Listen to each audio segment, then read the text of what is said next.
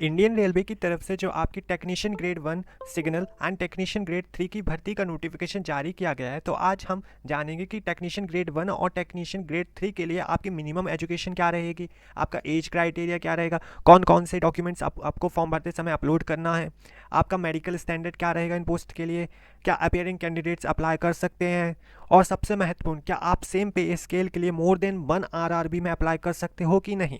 सारी जानकारी बताने वाला हूँ, वीडियो को लास्ट तक ज़रूर वॉच करें। तो चलिए शुरू करते हैं। अगर बात करें आपके फॉर्म फिलिंग की डेट्स की, तो आपका फॉर्म ऑलरेडी 9 मार्च 2024 से भरना शुरू हो चुका है। आपके फॉर्म की जो लास्ट डेट है वो है 8 अप्रैल 2024।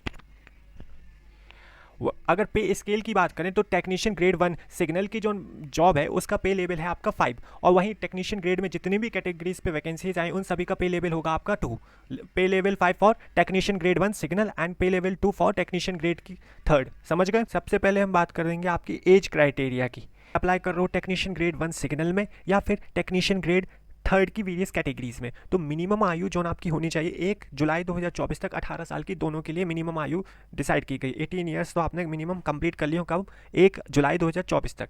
जो आपकी मैक्सिमम एज लिमिट है वो टेक्नीशियन ग्रेड 1 सिग्नल के लिए 33 है और टेक्नीशियन ग्रेड 3 के लिए 30 ईयर्स थी, बट कोविड-19 की वजह से यहाँ पे आपको 3 साल का रिलैक्सेशन प्रोवाइड किया जा रहा है। तो अब आपकी जो मैक्सिमम एज लिमिट है ना, टेक्नीशियन ग्रेड 1 सिग्नल के लिए 36 ईयर्स है और टेक्नीशियन ग्रेड 3 के लिए 33 ईयर्स है। मतलब मिनिमम आयु आपकी दोनों के लिए सेम रहेगी, जो कि आपकी 18 ईयर्स है, और टेक्नीशियन ग्रेड 1 सिग्नल के लिए आपकी मैक्सिमम एज लिमिट है 36 और टेक्नीशियन ग्रेड 3 के लिए आपकी मैक्सिमम एज लिमिट है 33। अब आपको इन पे कैटेगरीज वाइज आपका एज रिलैक्सेशन प्रोवाइड किया जाएगा, तो आप नोटिफिकेशन में देख सकते हो। ठीक है। अगर आपके मेडिकल स्टैंडर्ड्स की बात करें तो आपके मेडिकल स्टैंडर्ड्स को 3 कैटेगरीज में डिवाइड किया गया। पहला है A3, दूसरा आपका B1 एंड B2। अब जैसे आप किसी भी पोस्ट के लिए अप्लाई करोगे तो वहाँ पे उसकी एलिजिबिलिटी के सामने आपको मेडिकल स्टैंडर्ड भी दिख जाएगा। तो पहले समझ लेते हैं इन 3 मेडिकल स्टैंडर्ड्स का मतलब क्या। बात करें A3 की तो जनरल फिटनेस है, physically fit in all respects. अब अगर आपकी विजन स्टैंडर्ड्स की बात करें, देखने की क्षमता की बात करें, तो आपका जो डिस्टेंट विजन है वो 6/9 होना चाहिए, चाहे आप चश्मे पहनते हो या बिना चश्मे के हो। अगर आप चश्मे पहनते हो तो जो आपकी पावर है जो लेंस की चश्मे की, वो 2 डायोप्टर से ज़्यादा की नहीं होनी चाहिए। वहीं आपकी नियर विजन की बात करें तो 0.6 होनी चाहिए, चाहे आप चश्मे पहनो चाहे ना पहनो। और आप colour vision, binocular vision and night vision और मीसोपिक विजन का टेस्ट पास जरूर कर पाएँ, एलिजिबल हो इन टेस्ट को पास करने में। ये आपकी कैटेगरी आ जाती है मेडिकल स्टैंडर्ड की A3। वहीं बात करेंगे B1 की तो physically fit in all respects. आपका जो डिस्टेंस विजन है वो 6/9 होना चाहिए और 6/12 विद और विदाउट ग्लासेस। और जो आपकी ग्लासेस की जो पावर, लेंस की पावर है वो 4 डायोप्टर से ज़्यादा नहीं होनी चाहिए। इसमें नियर विजन 0.6 विद और विदाउट ग्लासेस व्हेन रीडिंग, जब आप कुछ पढ़ रहे हो, क्लोज वर्क इज़ रिक्वायर्ड। क्योंकि B1 देखो, आप कैटेगरी समझ सकते हो, यहाँ पे विजन स्टैंडर्ड्स लिखे हैं आपके नोटिफिकेशन में, आप इजीली समझ सकते हो इन सबको। अब जैसे बात करें आपकी मिनिमम एलिजिबिलिटी की, वहीं पे मेडिकल स्टैंडर्ड्स को समझाता हूँ। तो देखिए, सबसे पहले बात करते हैं टेक्निकल ग्रेड 1 सिग्नल की। तो टेक्निकल ग्रेड 1 सिग्नल में देखो पे लेवल आपका 5 है। मेडिकल स्टैंडर्ड यहाँ पे कौन सा मांग रहा है, B1।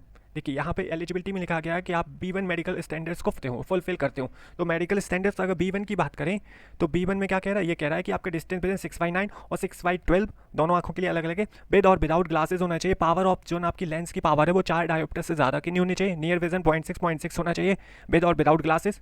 और आप colour vision, binocular vision, night vision and mesopic vision को पास करते हो टेस्ट को। इसी तरह आपकी जितनी भी वैकेंसीज पोस्ट आई हैं उनमें सब में मेडिकल स्टैंडर्ड को पहले से स्पेसिफाई कर दिया गया। जैसे अगर आप टेक्नीशियन ग्रेड 3 में ब्लैक स्मिथ की पोस्ट की बात करें तो B1 कैटेगरी, और वहीं अगर आप टेक्नीशियन ग्रेड 3 में क्रेन ड्राइवर की बात करें तो B2 मेडिकल स्टैंडर्ड फुलफिल करने के लिए कह रहा है। समझ गए मेडिकल स्टैंडर्ड। अब समझते हैं आपकी मिनिमम एजुकेशनल क्वालिफिकेशन क्या मांग रहा है। तो देखिए, वैकेंसीज तो सिर्फ पोस्ट तो एक आपकी टेक्नीशियन ग्रेड 1 सिग्नल वाली है और टेक्नीशियन ग्रेड 3 वाली है।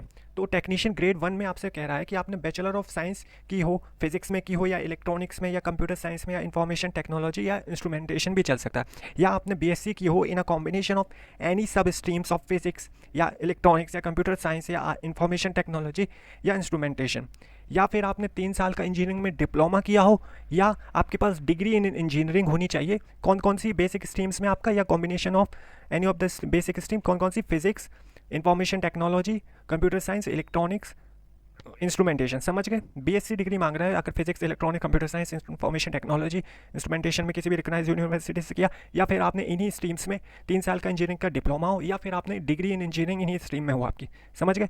और वहीं बात करें अगर आपकी minimum educational qualification technician grade 3 के लिए, तो यहाँ पे देखिए वेरियस स्टेट्स में वैकेंसीज है आपकी, तो सबके लिए एक ही क्वालिफिकेशन मांग रहा है कि आपने 10th पास की हो प्लस आप ITI पास हो उस पर्टिकुलर ट्रेड में। जैसे आप ब्लैक स्मिथ में अप्लाई करो तो 10th पास होनी चाहिए, और आपने ITI कर रखी हो किस ट्रेड में, फॉर्जर एंड हीट ट्रीटर या foundry man, pattern maker, moulder, in trade में अगर आपकी ITI हो 10th पास है तो आप अप्लाई कर सकते हो। इसी तरह ब्रिज की बात करें, टेक्नीशियन ग्रेड 3 में ब्रिज की, तो 10th पास प्लस आपकी ट्रेड में कौन सी ट्रेड में, फिटर स्ट्रक्चर वेल्डर में आपकी ITI हो तो आप पास कर सकते हो। इस तरह आप अपनी एलिजिबिलिटी को देख सकते हो, एजुकेशनल एलिजिबिलिटी को। बट 21 में एनेक्चर बी में आपकी नंबर ऑफ वैकेंसीज दी गई हैं कि किस RRB में कितनी नंबर ऑफ वैकेंसीज हैं, आप नोटिफिकेशन में देख सकते हो, उसी के हिसाब से आप अपना RRB चूज़ करिएगा, ठीक है। चलिए अगर आपकी अब बात करते हैं इंपॉर्टेंट इंस्ट्रक्शंस की, तो सबसे पहले हमने जो एजुकेशनल क्वालिफिकेशन बताई, आप लास्ट डेट जो आपकी एप्लीकेशन क्लोजिंग डेट है वो है 8 अप्रैल 2024। इससे पहले अगर आपने वो टेक्निकल क्वालिफिकेशन या एजुकेशनल क्वालिफिकेशन कंप्लीट करके रखी है तो ही आप एलिजिबल। ऐसे कैंडिडेट जो कि अपनी फाइनल ईयर्स में है, अपियरिंग होने वाले हैं या अपने रिजल्ट का वेट कर रहे हैं, वो एलिजिबल नहीं है, समझ गए। They are not eligible, appearing candidates are ineligible, समझ गए।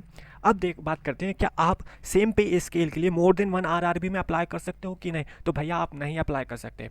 देखिए पेज नंबर 2 में ही RRB ने, रेलवे ने क्लियरली कह दिया है कि each candidate is allowed to apply to only one RRB for a specific pay label, and only one common online application should be submitted by a candidate for any or all of the notified posts in the order of preference in that pay label।